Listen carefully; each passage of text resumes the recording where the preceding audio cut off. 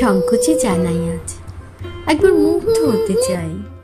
তাকিয়েছি দূর থেকে, এতদিন প্রকাশ্যে বলিনি, এতদিন সাহস ছিল না কোনো ঝর্ণা জলে লুণ্ঠিত হবার।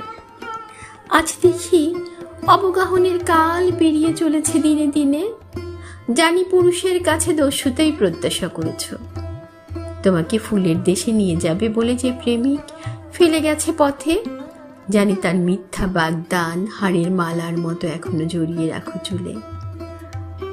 আজ যদি বলি সেই মালার কঙ্কাল গ্রন্থে আমি ছিন্ন করবার অধিকার চাইতে এসেছি, যদি বলি আমি সে পুরুষ দেখো যার জন্য তুমি এতকাল অক্ষত রেখেছ ওই রোমাঞ্চিত যমুনায় তোমার।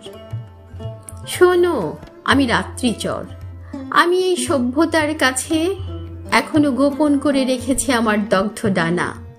সমস্ত যৌবন ধরে ব্যাধি ঘোর কাটেনি আমার। আমি একা দেখেছি ফুলের জন্ম মৃতের শয্যার পাশে বসে।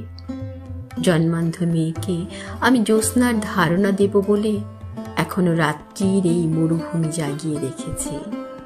দেখো সেই মরুভূমির চোখ থেকে চোখে আজ পাঠালো সংকেত। যদি বুঝে থাকো তবে একবার মুগ্ধ করো বধির কবিকে।